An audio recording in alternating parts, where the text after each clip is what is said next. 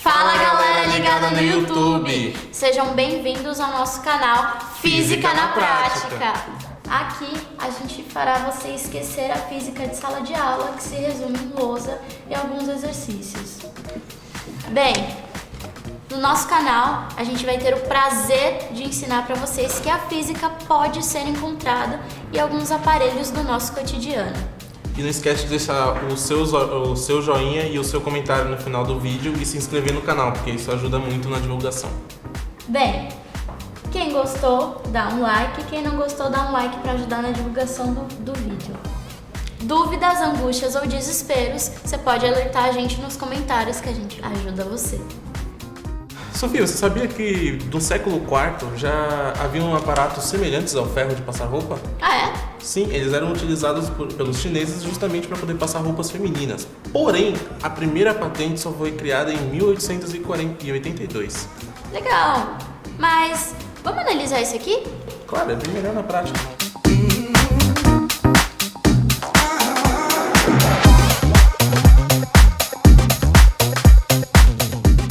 Bom, galera, como vocês podem analisar, a gente já terminou de desmontar o ferro. Aqui nós temos 4 componentes. A caldeira, onde a gente armazena toda a água. A base, o termostato, que controla a temperatura e liga o ferro. E o cabo de energia. Mas como funciona esse ferro, Sofia? Beleza, Albert, vamos ver. Ó, pra gente entender basicamente como funciona o ferro. Primeiramente, a gente liga o ferro na energia. A energia vai aquecer a base do ferro. E aqui na caldeira, onde temos a água armazenada aqui, ela vai passar pela base do ferro. A energia vai aquecer a água e a água vai tornar vapor, o que permite que a gente passe a roupa tranquilamente. Tudo bem? Certo, mas para transformar a água do estado líquido para o estado vapor, precisa de uma fonte de calor, certo? Mas nós temos uma fonte de calor, energia elétrica.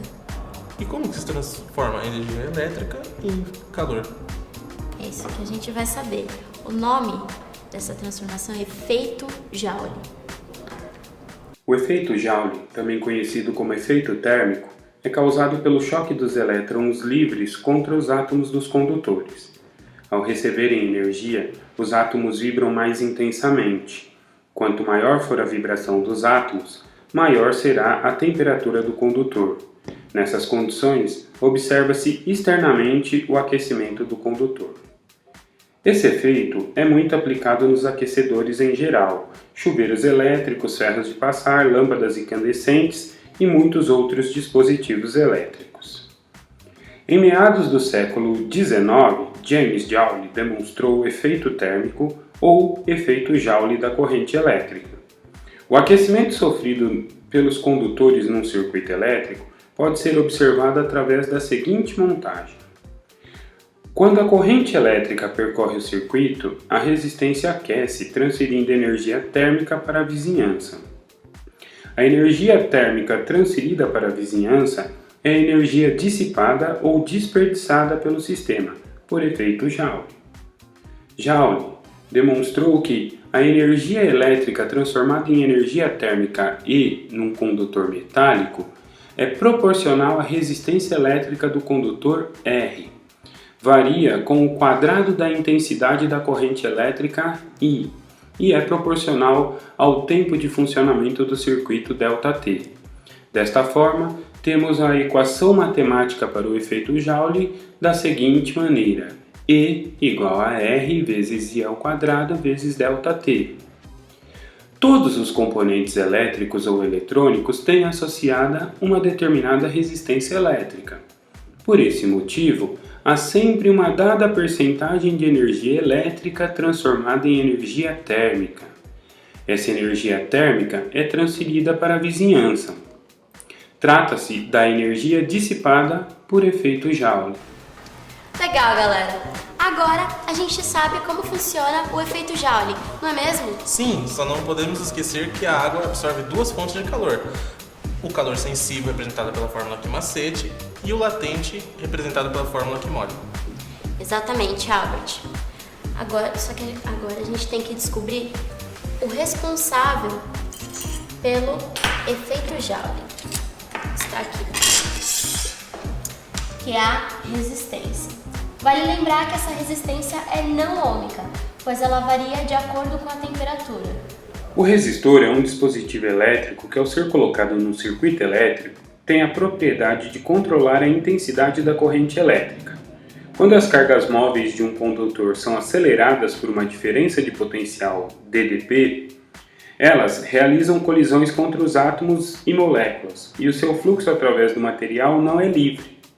A resistência elétrica de um material é a medida da resistência à passagem de corrente elétrica através dele.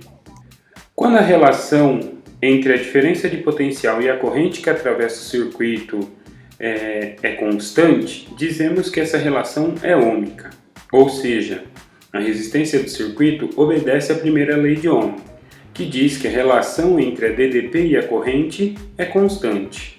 Para uma resistência ômica, observamos uma relação entre DDP-U e corrente elétrica I, e vemos que ela é linear, o que no gráfico U em função de I obtém-se uma reta, e o coeficiente angular dessa reta é a própria resistência. Essa relação entre DDP e corrente nem sempre é constante. Verifica-se empiricamente que a resistência é uma função da temperatura do material. Uma resistência possui um comportamento ômico só se o sistema mantiver uma temperatura constante, ou com pequenas variações. Caso contrário, temos um comportamento não ômico e dizemos que o resistor é não ômico. Como vimos no efeito Joule, o sistema elétrico dissipa energia em forma de calor através do resistor, o que faz com que o mesmo aqueça e muda a resistência. Logo, na prática, o comportamento comum das resistências elétricas é ser não ômica. No caso do ferro de passar, a intenção é termos uma grande variação de temperatura. Portanto, a resistência é não ômica, o que implica que a dependência da DDP com a corrente não é constante. Através do segundo gráfico, podemos observar que a resistência elétrica do material aumenta com a tensão aplicada, pois o coeficiente angular da reta tangente à curva aumenta com o aumento da corrente. Pelo segundo gráfico, a resistência aumenta quando a corrente aumenta. Mas, pelo efeito Joule, a energia dissipada no resistor também aumenta, fazendo com que sua temperatura aumente. Como a resistência está aumentando, podemos concluir que a resistência elétrica depende da temperatura do material.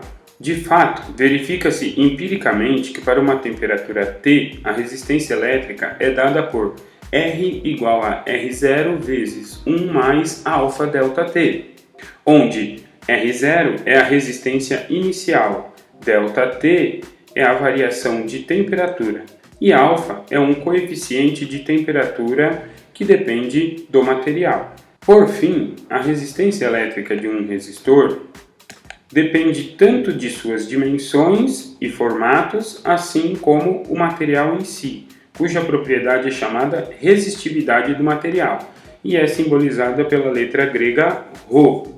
Uma rápida procura na internet nos fornece uma tabela com os valores de resistividade dos materiais. Num caso particular, em que se tenha um material de resistividade Rho com um comprimento L e uma área de seção transversal constante A, a resistência elétrica pode ser dada pela relação R igual a Rho vezes L sobre A. Esta relação também é conhecida como segunda lei de Ohm. Legal, galera! Agora podemos entender melhor sobre a resistência elétrica. Mas, que tal analisarmos sobre o transporte de energia elétrica? Para isso, nós vamos precisar do nosso cabo, que é o nosso condutor, da nossa resistência que temos no ferro e da nossa diferença de potencial que a gente adquire numa tomada. Vale lembrar que a tomada possui dois polos, o polo negativo e o polo positivo, onde os elétrons são atraídos do polo negativo para o polo positivo e temos assim o nosso fluxo de elétrons, que é mais conhecido como corrente elétrica. Exatamente. Mas, atenção! Nesse caso, a corrente é alternada. A corrente elétrica é definida como uma quantidade de carga positiva que atravessa um determinado condutor, numa determinada área e num determinado intervalo de tempo. Na prática, num fio metálico, por exemplo, são os elétrons que se deslocam, mas por convenção, o sentido da corrente é estabelecido como sendo o das cargas positivas, ou seja, o sentido contrário dos elétrons. A corrente elétrica surge quando estabelecemos uma diferença de potencial, que pode ser estabelecido, por exemplo, por uma pilha ou uma bateria. Existem dois tipos de corrente elétrica: a corrente elétrica contínua, que é fornecida por pilhas, baterias, e a corrente elétrica alternada, que é fornecida pelas usinas para as nossas casas e indústrias, conforme nós podemos observar na animação. A corrente contínua é aquela em que o sentido do movimento das cargas é sempre o mesmo durante o funcionamento do aparelho e tem como símbolo nos folhetos ou nas chapinhas dos aparelhos a letra CC ou DC. A corrente alternada é aquela em que o sentido do movimento das cargas varia com o tempo durante o funcionamento do mesmo aparelho. Ela tem o símbolo CA ou AC. A corrente alternada, CA ou AC, Alternating Current do inglês, é quando o fluxo de elétrons dentro do fio ocorre de maneira a ter uma troca de sentido da corrente várias vezes por segundo. Os elétrons fazem um movimento de vai e vem no fio. Com esse movimento, é possível modificar a voltagem de forma simples, o que é interessante do ponto de vista prático.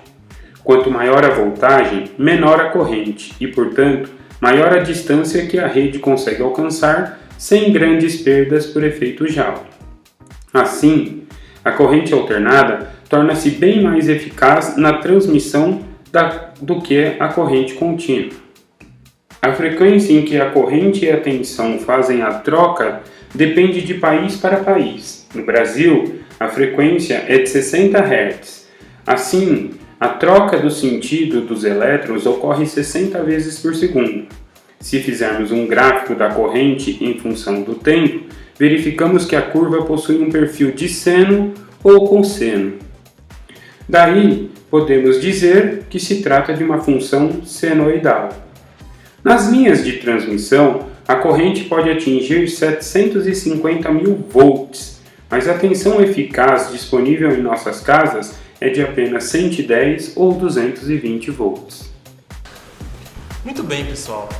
Vocês não imaginavam que tinha tanta física assim por trás de um aparelho tão comum nos dias de hoje como o ferro de passar roupa. Mas, para terminarmos esse experimento, ainda precisamos falar de uma pecinha, que é o nosso termostato, não é mesmo, Sofia? É isso mesmo. Bem, o termostato é responsável por controlar a temperatura do ferro. Mas a física está aqui, nessas duas lâminas. Notem que na lâmina abaixo tem um material soldado a ela. Esse material permite que ela seja uma lâmina bimetálica. Por ser uma lâmina com dois tipos de materiais, ela tem um coeficiente de dilatação diferente da lâmina acima. Portanto, quando o ferro é aquecido, ele permite que essa lâmina abaixo se curve, encostando na lâmina de cima. Assim, o ferro liga e desliga automaticamente, permitindo que a temperatura seja constante. O termostato é um dispositivo mecânico composto de duas lâminas metálicas, com coeficientes de dilatações diferentes. Sua função é ligar e desligar o ferro de passar, mantendo a temperatura do sistema praticamente constante. Mas você sabe como ele funciona? O sistema de funcionamento do termostato é bem simples. Ele é composto de 3 lâminas. A lâmina de cima é o que chamamos de lâmina móvel, a lâmina do meio é a lâmina fixa e a lâmina de baixo, como podemos observar no vídeo, é a lâmina bimetálica. Observem que conforme a base do ferro está aquecendo, a diferença de temperatura faz a lâmina bimetálica se curvar. Conforme a lâmina bimetálica se curva, observamos que o contato elétrico entre a chapa móvel e a chapa fixa começa a ficar menor, ele deixa de existir. Ocorre é que conforme a chapa bimetálica vai se curvando, podemos observar que este contato elétrico entre a chapa móvel e a chapa fixa deixa de existir, fazendo a corrente elétrica parar de alimentar o sistema. Consequentemente, o efeito Joule também vai cessar, fazendo com que a chapa bimetálica esfrie. Conforme a chapa bimetálica esfria, ela retorna à posição inicial, voltando o contato elétrico entre a chapa móvel e a chapa fixa, fazendo com que a chapa móvel volte a ter contato elétrico com a chapa fixa, voltando novamente a corrente elétrica para o sistema. Novamente, o efeito Joule começa a aquecer a lâmina bimetálica, que novamente vai se curvar e fazer com que ele tire o contato da chapa móvel com a chapa fixa. Desta forma, o ferro consegue ligar e desligar automaticamente e manter a temperatura praticamente constante do sistema. Mas não podemos nos esquecer que a dilatação sofrida pela lâmina obedece à equação da dilatação dos sólidos, onde a variação do comprimento dessa lâmina ΔL depende do comprimento inicial da lâmina L0, de um coeficiente de dilatação α e da variação de temperatura ΔT.